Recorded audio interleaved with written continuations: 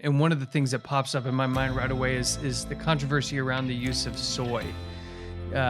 Talk about a food that is really misunderstood and actually almost has had some kind of campaign against it. It seems like, I don't know, I'm not going to say where or from who, but it seems like there's been an active campaign, maybe for the last 15, 20 years almost, against the use of soy. So maybe we can take the opportunity to set the record straight on some of the misconceptions regarding something that I think we all agree, if used properly and in the right type, can be something really beneficial. It absolutely is. In fact, soy has more anti-cancer properties in it than any other food.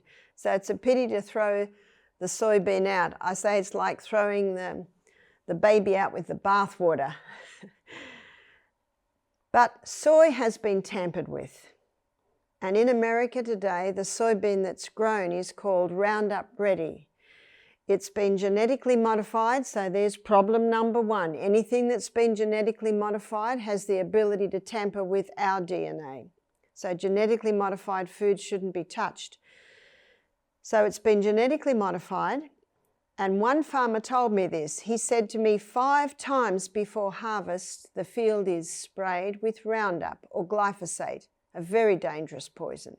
So the soybean grown in America today has been genetically modified, and it has 5 doses of Roundup. The farmer said to me, all the weeds die and the soybean keeps growing. That is a dangerous soybean. So when someone says, is soy bad? I say, which soy are you talking about? We should be eating the whole soil, not a soy isolate, and we should be eating non-GMO, organically grown soy. Then it is not a problem. A friend of mine did a thesis on soy, and people ask her all the time. She said, I answer with one sentence. She said, God made it good, man mucked it up. So that's what you've got to remember. Now, a lot of people get confused because they say, isn't it high in phytic acid? And doesn't phytic acid inhibit the uptake of minerals in the body? Well, whole wheat has 10 times the phytic acid in it, and you do not hear of that. And there's research coming out today showing that phytic acid can even have anti-cancer properties.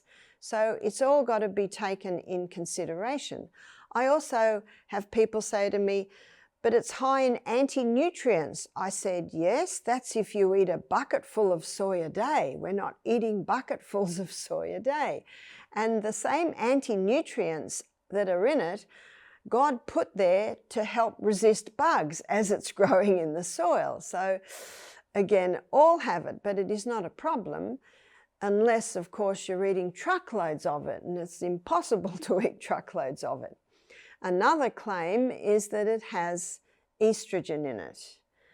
And if someone has breast cancer or prostate cancer, they should not be eating soy. So then let's have a look at the estrogen. The estrogen that is found in chemicals, that is found in Roundup, that is found in plastics, is 400 times stronger than the estrogen that the body naturally makes. It's actually 20,000 times stronger, sorry, a correction there. So the estrogen that's found in chemicals, in waste, in plastics, it's 20,000 times stronger than human estrogen. Human estrogen is 20,000 times stronger than plant estrogen. So soy is the plant estrogen. So it is the chemical estrogens that are 400,000 times stronger than the plant estrogens. So just that one piece of information alone, that's a bit of science for you, that shows you very clearly we don't need to feed the soy estrogens. It is the chemical estrogens. And the soybean grown in America today is full of those chemical estrogens from the things like Roundup or glyphosate. But let me tell you something about the natural estrogen. So when the natural estrogen, which is quite a mild estrogen, when it comes to your cell, it knocks on the door and says, excuse me, cell, do you need me? And cell says, no, we've already got too much estrogen. And so the plant estrogen sits in the receptor site, just waiting in case it's needed. But because it's sitting in the receptor site, the chemical estrogens can't get into that cell because the plant estrogen is protecting it. So can you see that the soy estrogens play a protective role? They protect against the harmful estrogens. They work with the needs of the body, and if they're not needed, they'll just sit at the door. A very welcome house guest that will only come in under invitation. So you can see by what I've just told you, the truth on soy. I'm not interested in, and I don't think anyone should be interested in what I think. It's what is. So that's why I like to give the reasons. And what I think is actually based on those reasons. Whereas unfortunately, many people just believe what the media says. And I don't want to shock you, but not everything that is said on the television is actually absolutely right, because unfortunately, often vested interests are behind it. But I thank God that He's given each one of us the ability to weigh up the pros and cons and determine for ourselves what is truth. It is our God-given right. And I think that is a really good point about the soy that you made. The phytoestrogen is actually protective of the cell from those other estrogens, which can cause estrogen dominance because they're just charging into that cell. And estrogen dominance is actually a very big thing in the world right now. And for men who are worried about being too estrogenetic, that actually protects you from having too much estrogen in the cell because it's blocking those receptors. So for women, it's going to help them from becoming estrogen dominant and balancing that.